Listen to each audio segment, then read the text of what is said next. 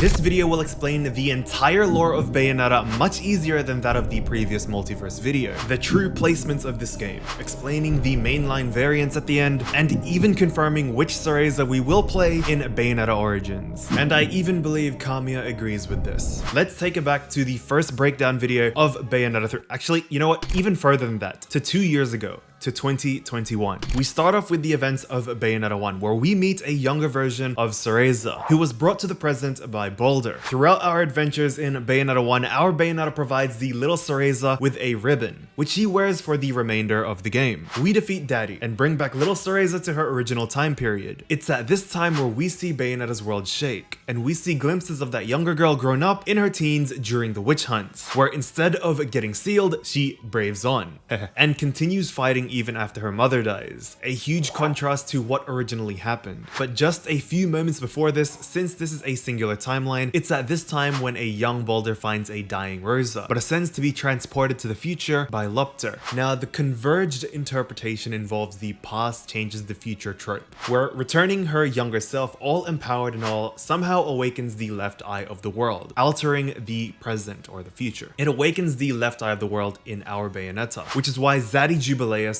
was resurrected. In our divergence interpretation of these videos, it explains that this scene happens because the two timelines react at that one point in time, as explained by Kamiya in the director's commentary. But regardless, in the converged interpretation, where all of them are the same person, after beating Jubileus and Baldur, we fast forward to Bayonetta 2's events, where we have adventures with Loki, and yes, evidence of Luca and Enzo's experiences of the events in Bayonetta 1. Some witch with amnesia goes around calling herself a weapon, and it turns out she really got stuck with a kid's nickname. Why can't you be an adorable little Cereza that weighs like 10 pounds? Which chronologically and evidently connects the two games. There are some time travel adventures to the witch hunts in Bayonetta 2, where, according to this interpretation, is in the same timeline, where there are two Bayonettas in the past, the one we currently use, and the one who is only 20 years old, who again, since this is a singular timeline, is ourselves, and the altered part of history. We eventually meet Lupter, who gains Loki's sovereign power, and therefore the two eyes of the world, resurrecting his origin form, Aesir.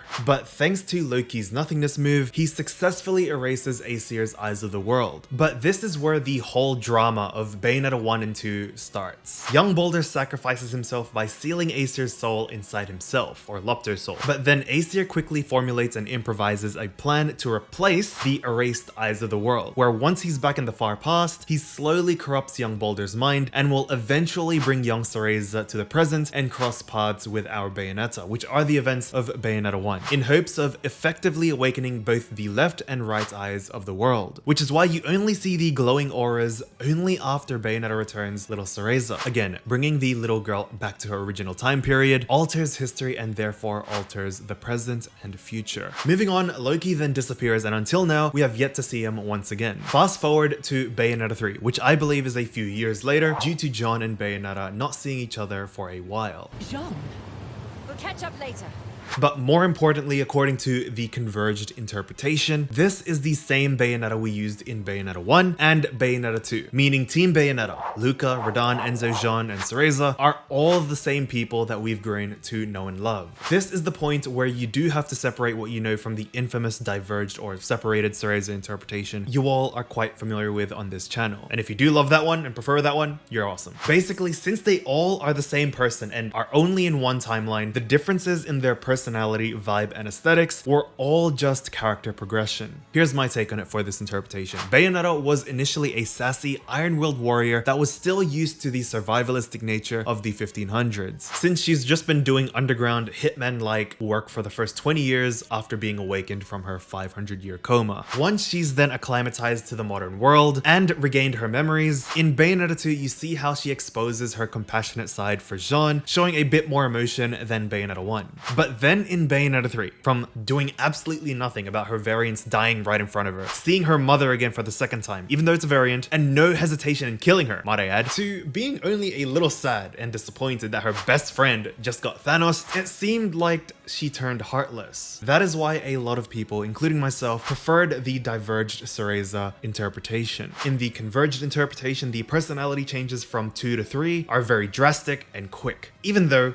it could be the most true. Jean in Bayonetta 3 even implies that they haven't seen each other in ages. And again, since this is only one timeline, it seems like this interpretation involves Jean and Bayonetta spending time apart after the events of Bayonetta 2. So much for being best friends. Again, since this is only one timeline, Bayonetta has grown into someone who prioritized the mission of saving the multiverse, much more than caring about her friends and even herself. Since these are the same person, her personality changes from Bayo 2 to 3 were just character progression. But I do have to give credit to the fact that she and Luca prioritized the safety of Viola, even if she wasn't her biological mother. The controversy arises as a lot of fans felt this was too early to pass on the mantle, or even to pass it on at all. But what about the Bayo 1 and 2 variants in chapter 14 of Bayonetta 3? Since they are the same person, are they plucked from the same timeline that we played in? You know, since they are the same person. Well, Singularity stated that he destroyed their worlds long ago.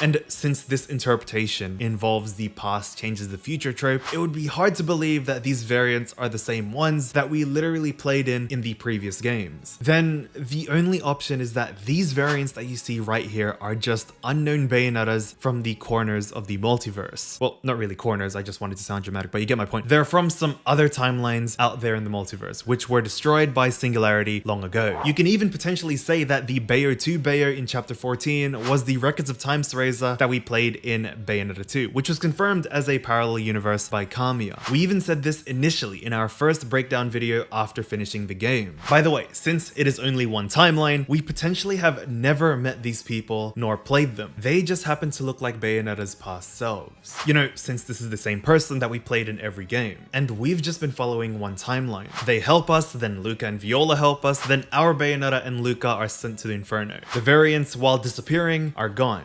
Optimistically, they all return to their restored timelines, but we have yet to see a confirming cinematic or directorial answer for that. Now, this converged Cereza interpretation makes Bayonetta Origins easy to pinpoint. It was here, right after Cereza was transported back to her original timeline. No need to debate which Cereza it is, no need for the diverged or separated Cereza interpretation anymore, just a simple prologue arc of the Bayonetta we've played all this time. But I also think it's possible that this Cereza is Beta Zero or Whittingham Bayonetta, or Viola's biological mom. The knowledge of fairies and fairy magic, the fact that this book is in Viola's room, and if the series will continue on with Viola, it makes sense to explore her lineage before moving on. What makes this cool is that this theory can work within both interpretations, since it's an entirely different timeline. Now, if you want to be content about this converged Cereza interpretation, you are more than welcome to continue living in blissful ignorance. I genuinely don't want to take that away from you if this gives you peace. But here's the problem, and no, I'm not even going to use her hair as evidence or even her differing personalities, and not even the fact that Bayonetta in Bayonetta 3 wondered who called her Cereza.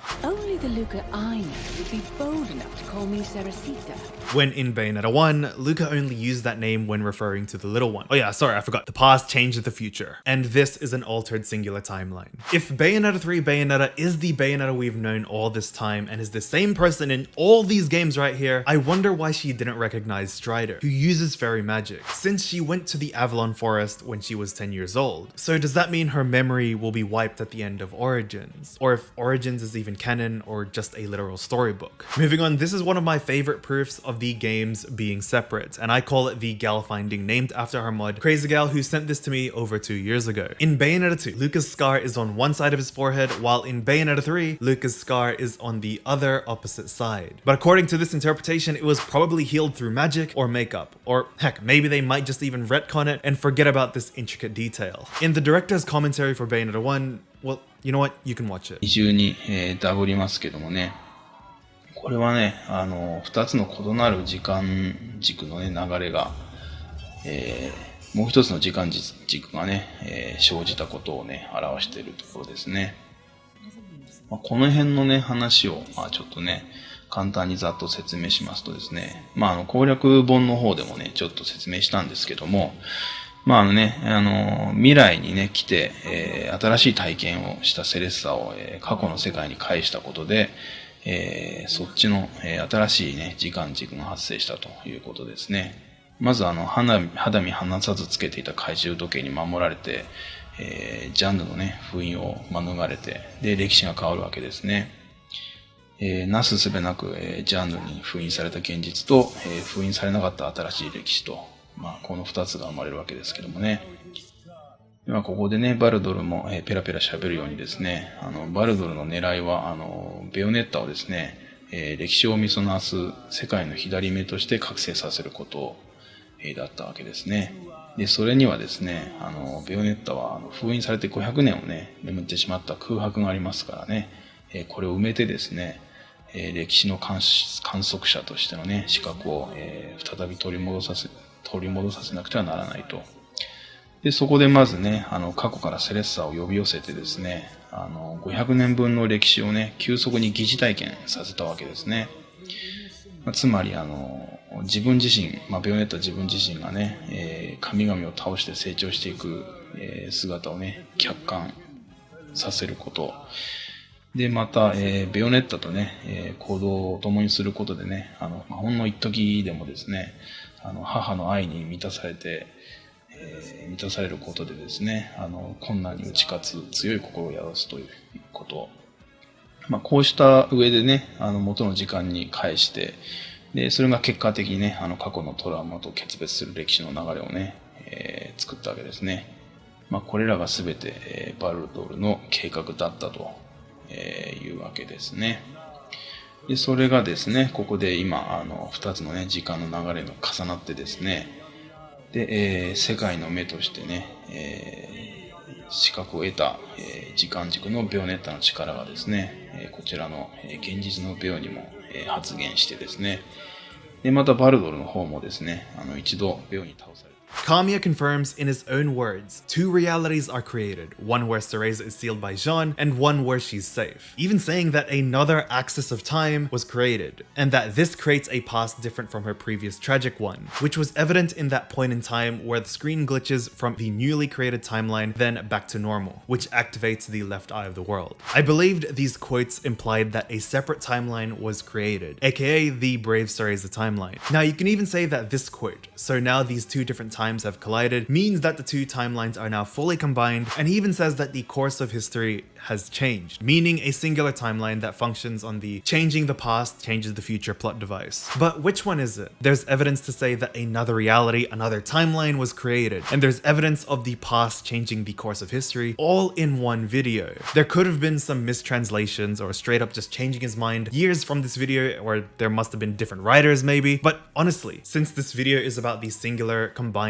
converged interpretation, the past changed the future, even if evidently another axis of time was created. Here's the problem with those main variants in the converged interpretation. Since we proved that they weren't plucked from the past of the same timeline, I want you to imagine this happened when you saw Spider-Man No Way Home for the first time. You absolutely go apeshit when Andrew Garfield and Tobey Maguire appear. It was every fan's moment, I get it. But then the next day, the director reveals that they weren't the same Spider-Man from the webverse or the Raimiverse that you watched in high school or elementary school. They just looked the same outfit, the same experiences, but they weren't them. They were just random variants from the corners of the universe, and we essentially never grew up with them. Now apply that to Bayonetta 3's Chapter 14. You then arrive at what I call the ideal interpretation, where it's obviously a lost cause since it can't happen anymore, but it showcased this exact scenario that I animated a while back. Thank you to Lito for this awesome skin. Where Bayonetta 1 and Bayonetta 2 are the same person, while Bayonetta 3 was the little one we raised who grew up. This therefore allows Bayonetta 1 and 2's story to be untouched, while coming full circle with the original little one and the story of Bayonetta 1. I believe this was a missed opportunity that still fit the vibe of this Cereza is so different, while maintaining the emotion of seeing the Bayonetta we know and love. The diverged Cereza theory is what I prefer and enjoy talking about, because it explains the varying personalities, the change in relationships between the John and Bayonettas of each game, even the intricate, atomic, minuscule details that prove different timelines. And my favorite, this scene of the interaction of Bayonetta 1 Bayonetta and Bayonetta 3 Bayonetta reiterating the nostalgic stop crying scene with Brave Cereza, who's now all grown up. If If Bayonetta 1 Bayonetta is just an unknown variant that we've never seen or played as, this is just a simple coincidence with zero connection. That's why I came up with the diverged Cereza interpretation. It wasn't some dogma to enrage the veteran or Reddit fan, you know what, maybe a little, but really it was just because whatever conundrum or plot hole you throw at it, it comes up with a solution. Every intricate detail is covered. Here, let's test it. Differing scar, different timeline. Why are there events in Bayonetta 2 that reminisce the events of Bayonetta 1? Different timeline, but similar experiences as shown in the character bios. Why does Brave Cereza not recognize Strider as a fairy at first? Different timeline, different Cereza. And it is a different Cereza who is not the girl in Origins. Why in one scene is there a holy glaive, while in another scene at the same time, it wasn't there? When we time traveled to that scene, it branched off into another timeline. Will we see Cereza again? If the main variants are still alive, why not? Why not continue these stories of Bayo 1 and 2 that we played in 2009 and or 2014? And I thought of the question, why does the changing the past changes the future only apply to a few timelines, or why does it exist if it's possible to branch into other timelines that are evident in Bayonetta 3? Since we literally go to them, why would the change the past changes the future need to exist? As much as I prefer the diverged or separated Cereza route and believe it's more exciting, drama-ridden, emotional, and makes a little more sense than the singular timeline, I realistically and genuinely think Kamiya and the writers set the story similar and are leaning towards the converged Cereza interpretation. And I'm fine with that. It's simple, it maintains the continuity of the character progressing as the same person throughout each game, and therefore it's relatively easier to understand for the casual audience. The inconsistencies, I guess they can just retcon them. You can have a simple, straightforward interpretation that ignores the inconsistencies, or you can have a complex interpretation that makes sense of any plot hole or detail you can think of. I've proven how both interpretations can work, but I don't think we'll have a clear answer for a very long time. I never enforced or will enforce any ship or any way the story is set, and I'm honored that that was recognized by someone who I think is the greatest video game reviewer and commentator of all time. You guys might want to wait for something in the future. I just try my best to present, interpret, and critique a poorly explained and inconsistent lore to you all. Maybe it's time for another writer. Or maybe the Bayoverse is just under no obligation to make sense to us.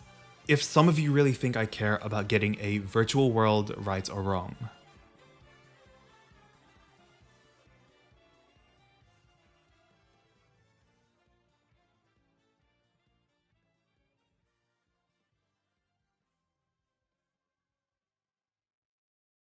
You might want to think again.